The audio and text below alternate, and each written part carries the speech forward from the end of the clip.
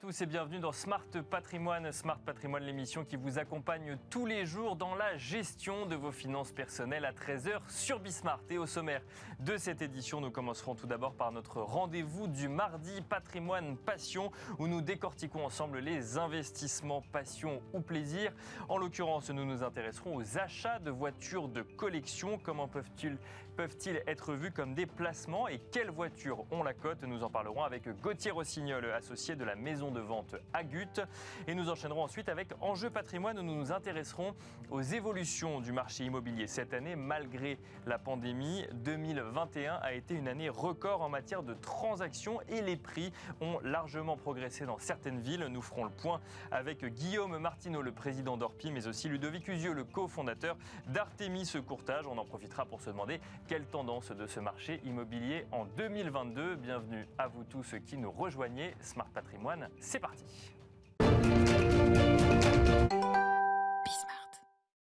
Et c'est parti donc pour Patrimoine Passion, votre rendez-vous tous les mardis pour les placements passion, plaisir ou alternatifs. En l'occurrence, aujourd'hui, on s'achète aux achats de voitures de collection qui peuvent constituer dans certains cas un placement pour certains épargnants. En tout cas, on en parle avec Gauthier Rossignol, associé de la maison de vente Agut. Bonjour Gauthier Rossignol. Bonjour. Bienvenue sur le plateau donc de Smart Patrimoine. Vous êtes spécialisé finalement sur ce sujet des voitures de collection. Avant de se poser la question de ce qu'il faut regarder, comment, quelle voiture ou autre, globalement, les ventes de voitures de collection sur cette année 2021, qu'est-ce qu'on peut en dire? C'est un marché qui se porte bien, c'est un marché qui a subi la pandémie, c'est moins un réflexe qu'avant quand on va dans une maison de vente aux enchères. Comment ça C'est un peu tout ce que vous venez de dire. Ah, c'est un peu tout ça. C'est un peu tout ce que vous venez de dire. En réalité, dans le marché en 2021, c'est très bien porté. D'accord. Comme le marché s'est très bien porté en 2020.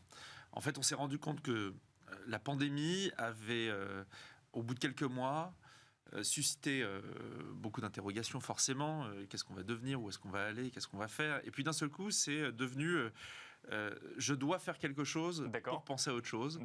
Et l'investissement, le patrimoine, forcément, c'était quelque chose qui était dans l'esprit des gens et qui s'est déclenché, mais vraiment à vitesse grand V. Et on a vu aussi bien des acheteurs réguliers devenir entre guillemets plus puissants, c'est-à-dire déclencher l'acte d'achat plus vite qu'ils ne le faisaient avant, et des nouveaux acheteurs, alors des nouveaux acheteurs mais aussi des nouveaux investisseurs arrivés sur le marché de la collection.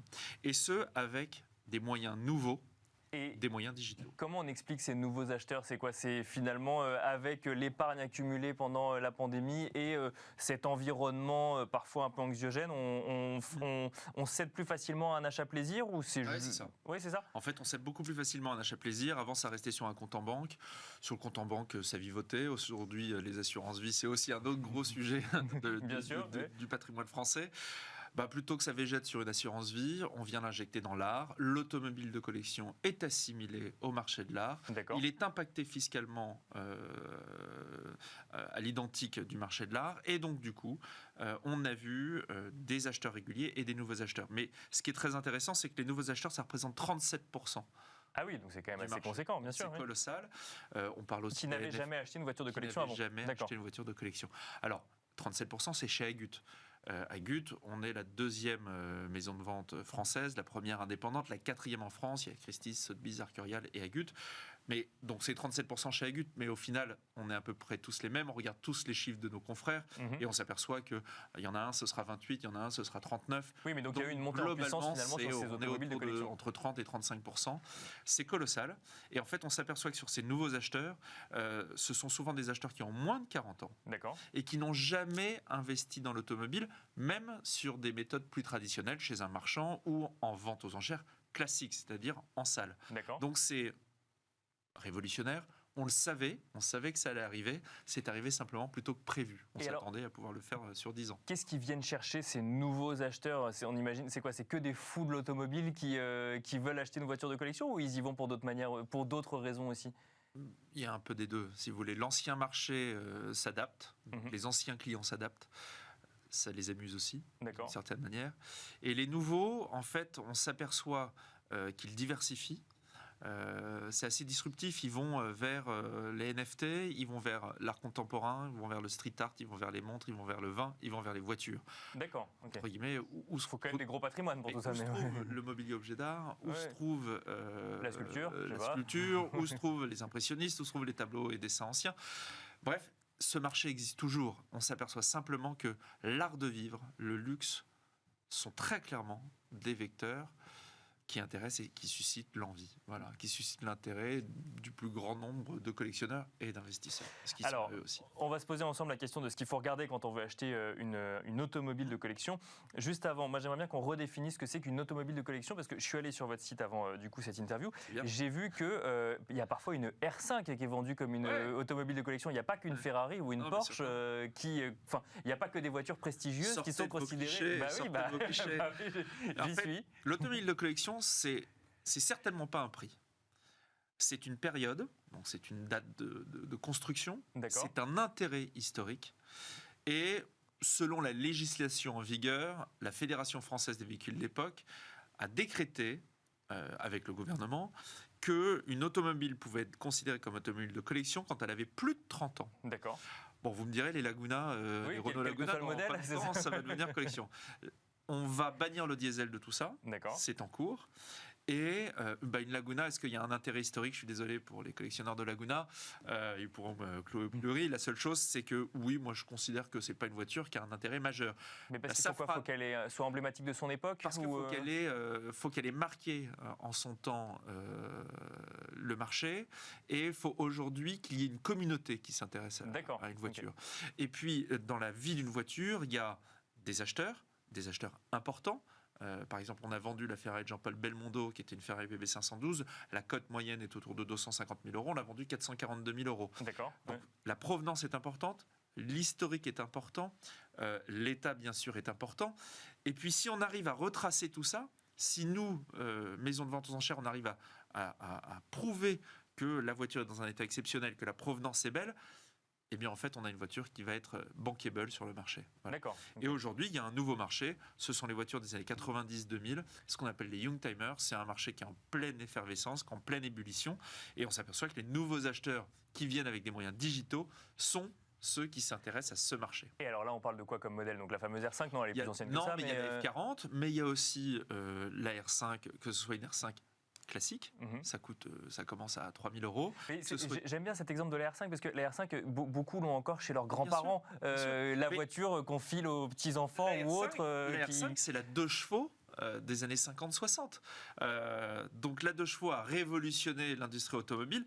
C'est une des voitures les plus collectionnées au monde. Il faut savoir que Citroën est la marque la plus collectionnée au monde, bien loin devant Ferrari et Porsche. Oui, ça peut surprendre, mais Cocorico, c'est français. Voilà, avec un marché très important en Hollande, aux États-Unis et en France.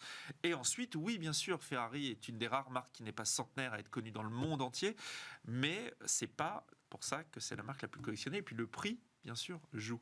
Et aujourd'hui, une voiture de collection commence à 3 000 euros. Vous avez des acheteurs qui achètent des Citroën BX, vous avez des acheteurs qui achètent des R5, des TL, tout ce qui est le plus classique. Et puis à côté de ça, vous avez aussi des Porsche Boxster à 25 000 euros. Donc une part du rêve est accessible pour un budget assez limité. Bien sûr. Et puis aujourd'hui, vous avez des acheteurs, pour revenir sur le premier sujet, on a des petits jeunes qui, à l'époque, dès leur premier job, achetaient un appartement, une chambre de bonne. Aujourd'hui, ils viennent nous voir et ils disent, en fait, je veux m'amuser. Et on s'aperçoit que ils ne sont pas propriétaires, ces gens-là Non. Non. En fait, c'est assez étonnant. À 60 000 euros, ils peuvent facilement acquérir une très belle auto. C'est un emprunt qui est facilement remboursable et qu'une banque autorise facilement, sans trop de contraintes. Alors que vous achetez la moindre chambre de bonne, déjà, est-ce que vous avez envie de vivre dans 8 mètres carrés quand vous commencez à travailler? Pas toujours, mais bon, il faut faire avec ses moyens. On commence comme ça. Et puis, c'est tout de suite 100 ou 120 000 euros à Paris. Alors, dans les choses qu'il faut regarder quand on achète une voiture, vous nous avez parlé effectivement de la provenance, vous avez parlé effectivement de l'histoire, mais il y a aussi l'état. Ça veut dire que quand on achète une automobile de collection, il faut être capable de l'entretenir, donc d'avoir un garage et de la faire réviser suffisamment souvent. C'est ça. En fait, c'est pour ça qu'il faut d'abord commencer par acheter une voiture qu'on aime. Parce qu'une voiture, si on ne roule pas avec, elle s'abîme. D'accord. Donc il ne faut pas la garder dans un garage en se disant de toute façon, là, au moins, elle sera. Plus une voiture reste stockée, plus elle se tasse, plus elle s'écrase. C'est une voiture. Une voiture, c'est un moyen. c'est un moyen de locomotion qui est vivant. Donc forcément, il y a des huiles, il y a des carburants, et tout ça, il faut que ça circule. C'est comme un corps humain. Si la voiture reste stockée dans un garage, oui, vous allez la protéger de la lumière. La lumière, ça abîme, la lumière du soleil. Mais en revanche, il faut que ça roule. Et une voiture, plus elle roule, si elle roule une fois par mois, c'est parfait. Son entretien, entre guillemets, s'autorégule. Ça fait tout seul. Ça ne veut pas dire que tous les 3 ans, il n'y a pas quelque chose à faire. Chez Ferrari, c'est tous les 4. Chez certains constructeurs, il faut respecter les normes. Mais en réalité, une voiture, si elle était bien restaurée, mais c'est parti pour 30 ans, avec un entretien régulier, mais assez simple. Et alors, pour conclure, Gauthier Rossignol, est-ce qu'on peut espérer faire une plus-value quand on achète une voiture de collection ? Bien sûr. Faut bien acheter. Quand je dis qu'il faut bien acheter, il faut se diriger vers des professionnels compétents qui peuvent conseiller. Il ne faut pas oublier qu'un conseil d'une maison de vente est gratuit et qu'on peut accompagner des clients vers l'achat.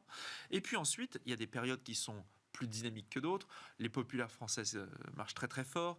Les voitures des années 50, 60, au-delà de 400 000 euros, sont entre guillemets sur un marché un peu plus stable aujourd'hui.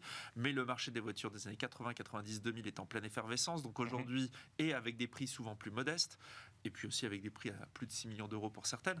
Donc si on achète bien, c'est quasi certain qu'on fera une plus-value. Et il faut la garder combien de temps pour espérer faire une plus-value ? Certains arrivent à faire des allers-retours, mais là c'est parce qu'ils ont très très bien acheté. Quand je dis un aller-retour, c'est dans les 3 mois.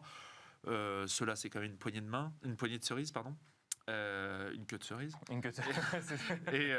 Et en réalité, derrière, ça peut être en 1 an, ça peut être en 3 ans, ça peut être en 10 ans. J'ai connu des clients qui avaient acheté des voitures 30 000 euros et aujourd'hui, elles valent plus de 400 000 euros. Donc non, c'est en 3 ans. Ça dépend en 3 ans minimum, et puis ça dépend effectivement un petit peu du modèle. Dirigez-vous vers les voitures de course. C'est aussi un énorme marché qui est très dynamique parce que et qui est un marché différent de l'automobile de collection. Complètement différent parce que les collectionneurs sont encore plus consommateurs. Au bout de 3 ans, en fait, ils sont allés au bout des limites de la voiture, ils ont envie de passer à autre chose.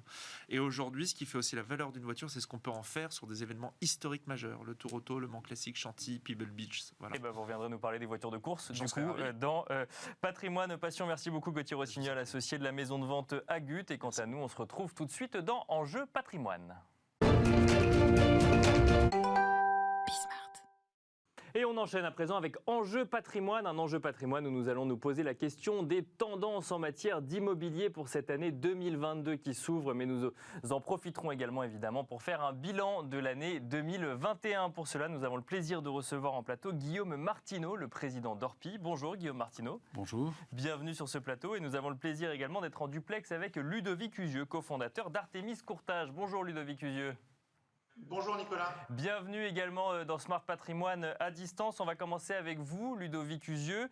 L'année 2021 se termine, une année record en fait en matière de crédit, que ce soit en matière de crédit octroyé ou même en matière de montant. Les chiffres évoqués avoisinent les 273 milliards d'euros empruntés sur l'année.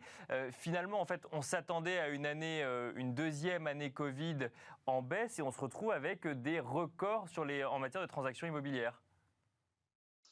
C'est une année record qui vient même damer le pion à l'année 2019 qui avait été une année exceptionnelle et on se serait parlé l'année dernière à même époque, je n'aurais pas fait de pronostic pour envisager une telle année et des tels montants.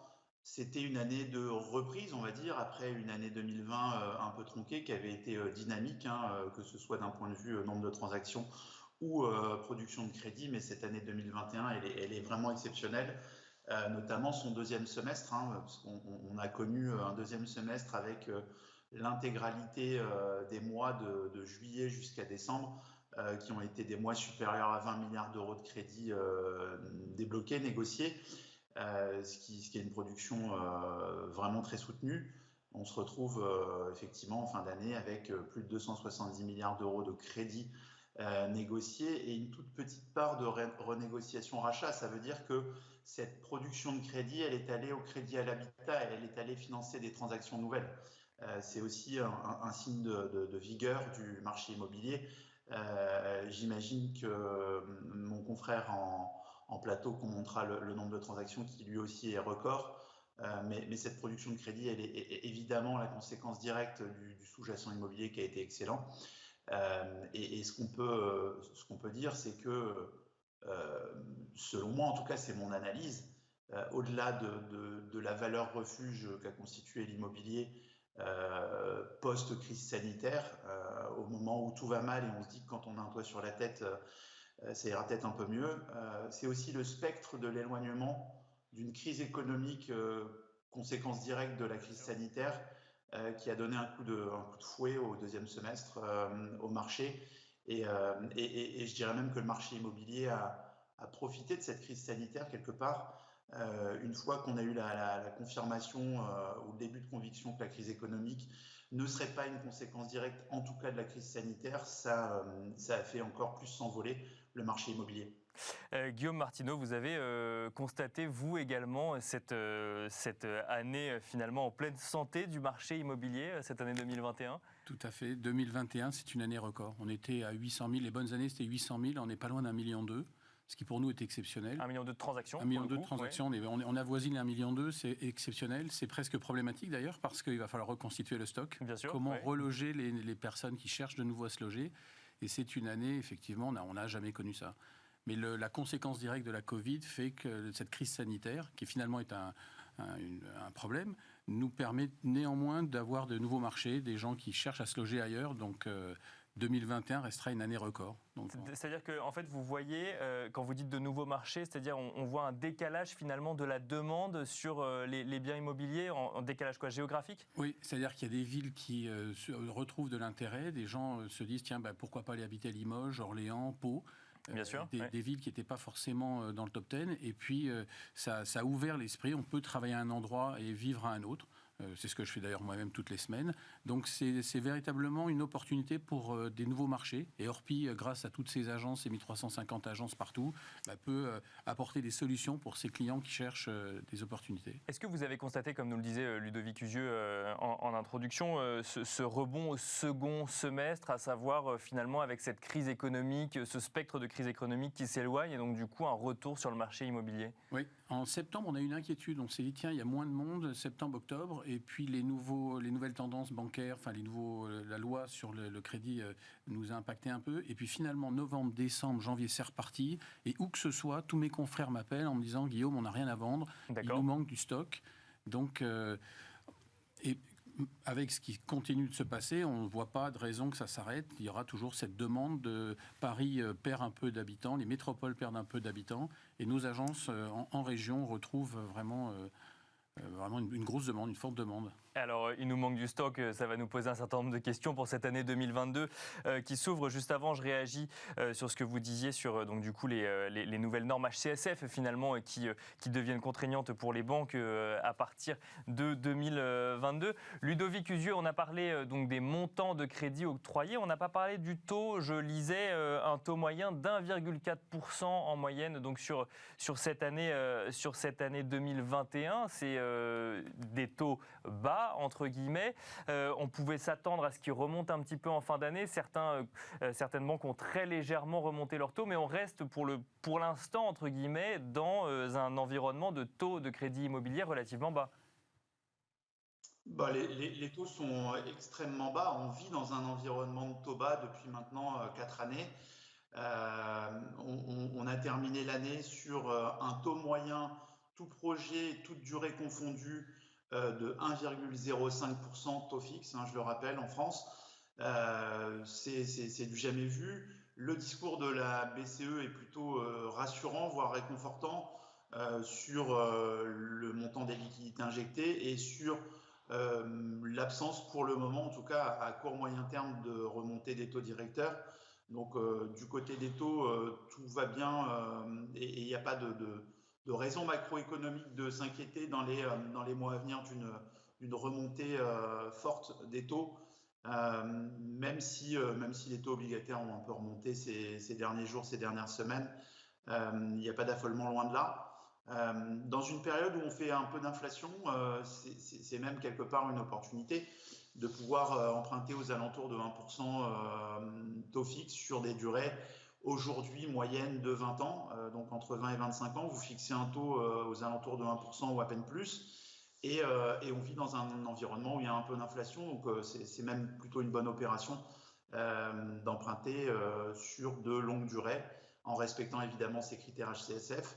alors justement, On Ludovic est Cusieux, vraiment dans une période bénie pour l'emprunt. ces critères HCSF, est-ce que ça va changer quelque chose sur l'octroi de crédit en 2022 ? On rappelle que du coup, le Haut Conseil pour la stabilité financière impose du coup un taux d'endettement maximum à respecter par les banques. Est-ce que ça peut changer quelque chose sur l'octroi de crédit et donc venir peser sur le marché immobilier ? Ou en tout cas sur les transactions ? Je ne le crois pas, pour deux raisons. La première, c'est que les premières recommandations du Haut Conseil stabilité financière datent maintenant d'il y a un peu plus de 2 ans. C'était en décembre 2019. Et qu'on a eu courtiers et banquiers une période assez longue pour s'adapter, entre guillemets, pour faire de l'éducation, de la pédagogie, pour relayer les messages, et vous aussi d'ailleurs, tout le monde l'a bien fait. Et donc on est dans une période où finalement la recommandation devient norme, mais où toutes les banques s'étaient adaptées en partant de loin ou de moins loin à ces recommandations qui sont, je le rappelle aujourd'hui, un taux maximum de charge de 35% sur les revenus. Donc 35% des revenus peuvent être consacrés au remboursement d'un crédit immobilier, assurance incluse, avec une flexibilité pour chacune des banques de pouvoir déroger à ce taux, notamment quand elles font face à des projets de primo-accédants et que le taux d'endettement est un peu supérieur, parce qu'en début de carrière, on a en général des revenus moins importants et un apport moins important. Ces informations, elles sont connues maintenant, digérées, et je ne crois pas qu'il y aura de bouleversement ou de tremblement de terre norme HCSF en 2022. Ça fait bien longtemps que les uns et les autres se sont rangés ou pliés derrière des recommandations qui avaient déjà un peu le caractère normatif. Et alors, en ce qui concerne l'octroi de crédit pour 2022, Ludovic Cusieux, donc vous échangez régulièrement avec de nombreux établissements bancaires. À quoi est-ce qu'on peut s'attendre ? Est-ce que du coup cet effet rattrapage finalement sur le deuxième semestre 2021 va s'estomper en 2022, ou est-ce que les banquiers, puis ensuite on posera la question aux professionnels de l'immobilier, s'attendent à une belle année 2022 également ? Est-ce que les banquiers en tout cas ont envie d'octroyer autant de prêts immobiliers que l'année dernière ? En tout cas, les banquiers à qui on a déjà parlé en ce début d'année, on n'a pas encore parlé à tous les établissements bancaires, mais ont des objectifs ambitieux. La petite chose à laquelle il faut faire attention en ce début d'année, c'est un effet un peu dans certaines banques de désorganisation, entre guillemets, en tout cas de conséquences directes de ces nombreux tests positifs qui mettent une grosse pression sur les délais d'analyse des dossiers, sur les délais d'édition d'offres de prêt, et on risque de se retrouver, en ajoutant à cela l'effet fête de fin d'année, avec beaucoup de télétravail face à des opérations qui parfois ne peuvent se faire qu'en agence ou en pôle immobilier. Je pense à l'édition des offres de prêt qui ne peut pas toujours se faire à distance, et pour le coup, ça risque peut-être de rallonger un peu les délais en ce début d'année, mais les ambitions pour 2022 sont des ambitions qui sont très haut, et on n'aura peut-être pas une année aussi dynamique que l'année 2021, mais en tout cas, on peut s'attendre à un début d'année qui sera quand même sous les meilleurs auspices, avec, je suis d'accord avec Guillaume, des stocks quand même à refaire dans certaines régions. Je partage son analyse. C'est un peu la revanche des moyennes villes et des zones périurbaines au détriment de Paris et de sa première couronne. Et les stocks sont pas illimités. Il faut qu'il y ait des vendeurs pour qu'il y ait de nouveaux acquéreurs. Et c'est pas forcément le cas de toutes les zones. Il y a des zones un peu plus tendues. Et alors justement, Guillaume Martineau, si on se pose maintenant la question des tendances en matière d'immobilier, donc d'offres, ce que vous nous disiez sur 2022, il faut reconstituer le stock. Là, c'est une réalité qui est la même partout en France, ou seulement dans les régions les plus tendues où on a vu les prix flamber le plus durant cette année 2021 ? Non, on le ressent partout. D'accord. On le ressent partout, et puis on pense, alors effectivement l'année 2022, moi je la vois plutôt, je suis plutôt optimiste, si je peux dire, parce que justement ça s'amplifie. Donc le stock, il va falloir le reconstituer. mais il va falloir qu'on ait de l'aide aussi de la part des pouvoirs publics en matière de logement. Qu'est-ce qui va se passer? La révolution énergétique va être quelque chose qui va nous Bien aider, sûr, oui. je pense. Cette loi sur les passoires énergétiques est quelque part positive, D'accord. parce qu'elle va nous contraindre à avoir des logements qui soient de meilleure qualité. Donc des gens ne pourront pas garder ces logements, ne pourront pas faire les travaux. Donc on pense chez Orpi que ça va nous aider à retrouver sur le marché des choses qui n'étaient pas en vente. Donc ça va faire arriver, c'est ça, de nouveaux biens sur le marché, des Ouais. passoires énergétiques à rénover. Par Oui, contre, il faudra anticiper un billet pour la rénovation. Oui, alors c'est là où justement Orpi posera les questions au pouvoir public et aux hommes politiques, parce qu'on est en période de campagne électorale. Bien sûr. Que vont-ils faire pour aider les Français à pouvoir investir? Parce que si on veut rénover les centres-villes, si on veut loger des gens, il faut bien avoir du stock. Ce stock, il faut qu'il puisse être mis en location ou en vente, et ce qui n'est pas le cas actuellement. Donc ça va être en tout cas une bonne opportunité pour aider les propriétaires à vendre leurs biens. On ait un immobilier qui soit plus intelligent. Qu'est-ce qu'on fait de ce bien? Comment on le transforme? J'ai eu dernièrement un confrère sur Pau qui avait une vieille maison en ruine avec un grand terrain. Eh bien, l'agent immobilier a su trouver la solution pour transformer ça en 3 immeubles. On va fournir 50 appartements. Donc on participe à la vie de la cité en offrant des possibilités qu'il n'y avait pas avant. Et ça va être, pour nous, 2022, on ne voit pas de risque majeur, hormis les catastrophes sanitaires. Les crédits, effectivement, sont bas. L'inconvénient, par contre, c'est comme les prix augmentent, on a des villes qui augmentent, le Clermont-Ferrand a pris 30%, Limoges 14%. Toutes les villes sont touchées par ça, excepté Paris qui baisse un peu. Bien sûr, oui. Mais comment nos primo-accédants vont pouvoir se loger? Parce que localement... Mais là, par exemple, c'est une tendance que vous anticipez continuer en 2022, ou au contraire, on peut s'attendre à ce que ce marché se calme un petit peu sur toutes ces villes qui ont flambé avec... D'ailleurs, ça s'explique par ce que vous disiez tout à l'heure, le télétravail, finalement, le fait qu'on peut travailler à un endroit mais vivre à un autre grâce à des lignes TGV qui fonctionnent ou autres. Ça, vous pensez que ça va continuer en 2022? Oui, ça c'est une vraie tendance. D'accord. Je le vois ne serait-ce qu'au siège d'Orpi, 85 personnes. On a plein de gens en télétravail. J'habite dans les Landes, je travaille à Paris 3 jours par semaine. On peut faire du télétravail et ça, c'est rentré dans les mœurs. 98% des gens ne veulent pas sortir de ça. Toute la difficulté, ça va être d'organiser la vie des entreprises, d'avoir des logements qui sont compatibles, parce que la grande difficulté, c'est, oui, au télétravail, mais si vous avez des enfants, vous êtes dans un 2 pièces ou 3 pièces et c'est difficile de travailler dedans, les connexions Internet. Bien sûr. Donc ça va, je pense, aider les villes et les villages à se développer, avoir une offre. On a fait finalement en 2 ans ce qu'on aurait mis 20 ans à faire. Et alors, pour conclure, vous mentionniez les primo-accédants. Ils vont aller où, les primo-accédants? Si les prix ne baissent pas à Paris, mais montent ailleurs, ça veut dire que ça relève l'intégralité du niveau de prix du marché immobilier. Où est-ce qu'ils vont, ces primo-accédants? Ils vont être contraints de s'éloigner un peu. Ça, c'est la grosse difficulté. Donc, justement, comment les aider? Parce que vous pouvez être jeune, avoir fait des études et pas arriver à vous loger. Donc, il faut arriver à trouver des solutions. Et le Faucon IACA n'est pas... nos pouvoirs politiques, nos hommes politiques doivent aider le logement, avoir un investissement qui soit pérenne, serein, pour pouvoir loger ces primo-accédants, parce qu'il y a une très très forte demande. Merci beaucoup Guillaume Martineau, président d'Orpi, d'être venu sur le plateau de Smart Patrimoine. Merci également Ludovic Usieux de nous avoir accompagnés en duplex, cofondateur d'Artémis Courtage. C'est la fin de Smart Patrimoine et je vous donne rendez-vous demain à 13h pour un nouveau numéro de Smart Patrimoine sur Bismart.